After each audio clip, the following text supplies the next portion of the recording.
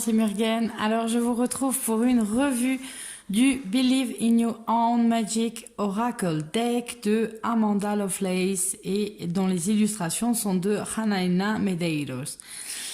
Je suis ravie de faire cette vidéo sur cet oracle. Alors cet oracle, je l'ai rencontré totalement par hasard, tout simplement parce que déjà je ne connaissais pas la maison d'édition Andrews Macmill Publishing et en fait c'est un jeu qui était proposé dans les listes de ça pourrait vous plaire de chez Amazon. Et donc en fait je ne sais pas, l'illustration déjà du départ m'a beaucoup plu et donc voilà, c'est pas un jeu qui était excessif, je ne me souviens plus combien je l'ai payé, mais voilà, j'ai eu envie de me le procurer et j'ai été ravie quand je l'ai ouvert des cartes, de l'illustration des cartes qui est donnée. J'ai bien aimé cet oracle et on va le découvrir ensemble si vous voulez. Donc c'est une boîte en dur toute simple, le fond est noir et de l'autre côté le fond est blanc. Voilà, il n'y a rien de particulier, c'est en carton, même pas très très dur. Hein. Et donc en fait on a 45 cartes et on a un tout petit livret qui est vendu avec. Donc on va regarder le livret si vous le voulez bien en premier. Hop, hop, hop, c'est ça. Et donc en fait, vous allez avoir tout simplement une intro où elle va raconter en fait sa démarche, pourquoi elle en est arrivée à faire un oracle. Et ensuite, on va avoir des réponses. Alors, on a ce qui est étonnant, c'est la syntaxe. Voilà, on n'a pas ici à chaque fois de majuscules, etc. Donc on a la différence entre les cartes et les oracles. Et ce qui est intéressant, c'est qu'on dirait que l'éditeur a posé des questions à l'auteur et on a, vous voyez, est-ce que vous pensez que les cartes de tarot ont un rapport avec le diable? La réponse est non, point. Elle n'a pas détaillé et on nous laisse page blanche. Donc j'ai trouvé ça assez original. Alors après, quelle est votre intention avec cet oracle? Pourquoi on ne tire pas les cartes à l'envers? Comment utiliser ce jeu?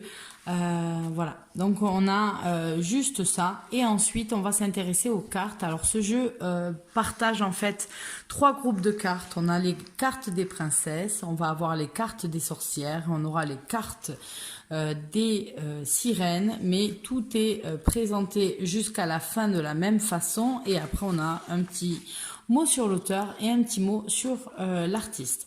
Donc vous allez avoir, quand vous ouvrez le livret, vous avez le numéro de la carte, vous avez, pour rechercher c'est plus simple, vous avez une toute petite illustration en noir et blanc, le nom de la carte, la phrase clé et la description. Alors vous voyez que moi, de toute façon je ne compte pas le revendre ou autre, et donc du coup j'ai écrit en français ce dont parlait la carte. Ça m'évite d'avoir à traduire à chaque fois que je le lis si j'ai besoin de m'y référer. Donc on est dans un jeu qui est quand même de guidance, on est dans quelque chose de petits messages, donc vous pouvez avoir attention, quelqu'un vous veut du mal à côté, ou acceptez-vous, faites du sport. Donc on est dans un truc de coaching, hein, un jeu plus de coaching que de divination. Mais on est aussi dans des messages qui motivent ou qui nous font nous remettre en question. Donc voilà, voilà au niveau du livret, il n'y a pas grand chose, vous voyez qu'il est fin et voilà, mais ça vous laisse amplement la possibilité aussi de vous en détacher plus facilement et de vous intéresser aux cartes. Donc pour ce qui est des cartes, alors on a un format oracle assez classique, elles sont pas trop grosses. Vous n'avez pas elles sont blanches, hein, les bords des cartes sont blancs. Et vous avez cette couronne dorée avec ce bord, avec ce soleil un petit peu, ça fait un petit peu soleil et les étoiles. Je trouve le dos des cartes très très classe. J'aime beaucoup. Le défaut va être sur la qualité des cartes, qui est en fait une sorte de papier cartonné très fin et très fragile. Vous voyez, si je fais à peine ça, ça va marquer ma carte. Donc c'est un jeu où il faut faire attention si on veut pas l'avoir assez abîmée assez rapidement. Donc je n'ai pas les cartes qui sont classées puisque je m'en suis servi, mais ça vous empêche pas de toutes les voir. Donc voilà, vous avez la carte pardonner.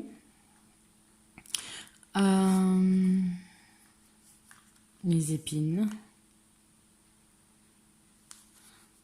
Alors vous allez voir que c'est un jeu qui illustre des femmes de tout âge, de toute religion, toute couleur de peau, etc. Donc ça c'est plutôt pas mal. Donc le soleil, le jardin, l'épée avec faire le changement. Alors j'aime bien parce que ça rappelle une phrase de Coco Chanel. Je crois que c'est une femme, quand elle se coupe les cheveux, c'est qu'elle est prête à changer de vie. Et je ne sais pas si ça vous le fait, mais le fait d'aller chez le coiffeur, de refaire sa coupe de cheveux, etc., quand vous sortez, vous vous sentez mieux, vous avez l'impression qu'on vous a enlevé déjà on vous a dégagé d'un poids quand vous allez chez le coiffeur. Et si vous changez de tête, c'est de tête. On se comprend, vous changez de coupe, vous passez d'un long à quelque chose de court, etc. On sent qu'il y a un changement, une volonté de changer, et ça passe par les cheveux. Et donc de voir cette fille qui va se couper ses cheveux, etc.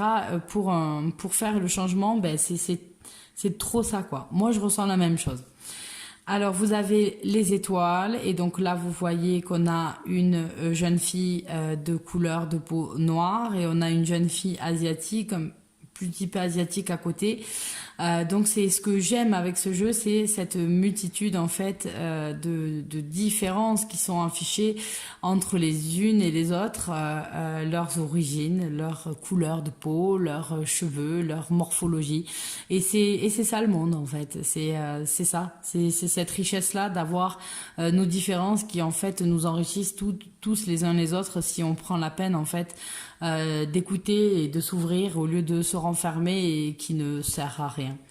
Donc la carte des dragons, la carte, vous voyez, de la tour où on a cette femme qui fait du yoga. Là aussi, quand on voit, qu'on voit des femmes faire du yoga, etc. On a toujours des femmes filiformes, etc. Non, n'importe qui peut faire du yoga, peu importe comment vous êtes. Ça ne pose pas de problème, ça n'empêche pas que si vous êtes un peu plus dodu que les autres, vous pouvez aussi bien être plus souple encore que... Voilà, ça n'a rien à voir. Et j'aime cette illustration qui le montre et qui donne un petit peu un coup de pied dans la fourmilière et dans les archétypes. Donc ça, c'est plutôt sympa. On a le phénix, on a la lionne, pardon. Et voilà, donc on a systématiquement toutes les morphologies qu'on peut trouver tout simplement dans le monde. Voilà. On a voilà, une femme plus mince, une femme plus dodue. No problemo. Une femme avec les cheveux teints et les cheveux courts. Pareil, no problemo. Voilà, c'est pour ça que j'aime ce jeu. J'aime les illustrations, j'aime le côté moderne, les couleurs prises, etc. Mais j'aime aussi les personnages et j'aime le fait qu'on retrouve de tout. Donc voilà. Pour moi, je trouve ça tellement plus correct par rapport à la société, plus correspondant par rapport à la société, plus facile peut-être pour certaines personnes de se reconnaître. Voilà. Et d'avoir aussi des personnes noires représentées, je trouve ça bien, dans le sens où la plupart des jeux, et maintenant on en voit de plus en plus, fort heureusement, qui mettent toutes sortes de personnes dedans, mais c'est tellement mieux que voilà, si vous voulez un jeu avec des personnes noires, vous prenez forcément un jeu africain je sais pas quoi, alors que non, pas du tout. Je veux dire, au bout d'un moment, il y a des personnes blanches partout et il y a des personnes noires partout et voilà, ça n'a, on a tellement changé, et puis il y a tellement d'échanges dans le monde, etc., qui sont faits depuis des milliers d'années, que il y a de tout partout, et c'est très bien comme ça. Et donc les jeux pourraient mettre de tout dans les jeux, et voilà, que plutôt classifier certaines possibilités. Je trouve cette carte, par exemple, au niveau de l'échange culturel, aussi très jolie, où on a une dame tatouée avec les cheveux roux, on a une autre dame qui est voilée, qui porte le voile, une autre avec une autre couleur de peau qui a juste un foulard et les cheveux attachés. Donc voilà, on a de tout, et ces femmes, elles sont ensemble. Elles se donnent la main, elles se tiennent par les bras et elles ne font pas de différence. Elles sont juste des femmes. Peu importe comment elles sont, peu importe ce qu'elles prient, peu importe d'où elles viennent ou comment elles s'habillent, ce sont juste des femmes et elles sont solidaires entre elles, et je trouve cette carte vraiment magnifique. C'est une carte qui montre que elle est commencer la révolution. En fait, c'est la carte qui dit non. Vous pouvez dire non. Vous devez dire non quand ça vous plaît pas. Faites-le. Ouvrez-la, quoi, en gros. Et je trouve ça beau. C'est une carte vraiment de solidarité. Je trouve cette illustration magnifique. Le château. Le festin. Voilà, la sorcière.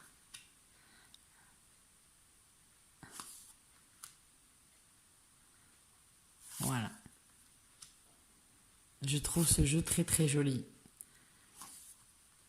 Le seul hic, voilà, comme je vous dis, c'est la qualité des cartes. C'est vraiment la qualité des cartes, parce que voilà.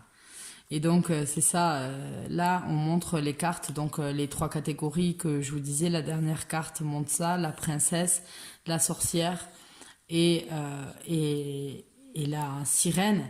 Et donc en fait, au fond du compte, c'est un petit peu ça, c'est un petit peu la femme moderne d'aujourd'hui, c'est-à-dire qu'on est au fond un petit peu, toujours un petit peu princesse, pas dans le sens où on est chichi, mais on reste des filles. Donc on va avoir certains trucs de filles qui vont aller, qui vont ressortir, et c'est pas une histoire d'attendre le prince charmant, parce que il y aurait une connotation d'orientation sexuelle dans mes propos, ce qui n'est pas le cas.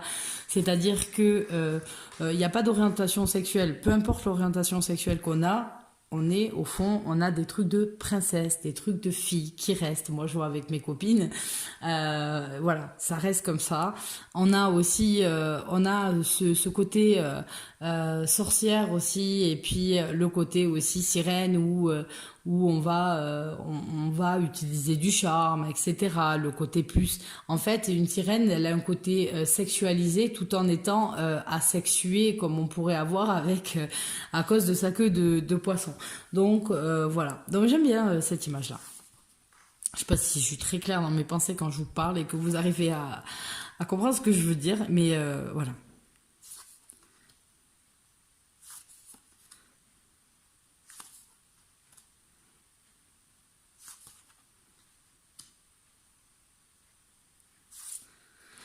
Voilà, voilà.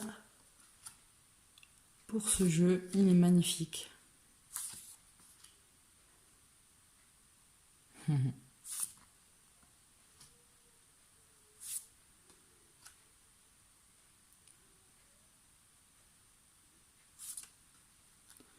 Sundress. Elle doit se peler, oui, avec la neige autour. Et la carte gris.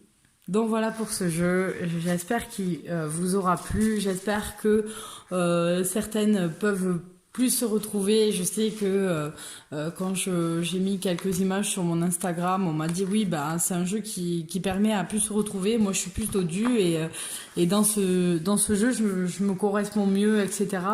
Et donc voilà, moi je trouve que c'est bien quand on peut voir des jeux où on se sent proche des jeux. Donc voilà, je vous fais à tous de gros bisous et je vous retrouve très très bientôt pour de nouvelles vidéos. Bye bye.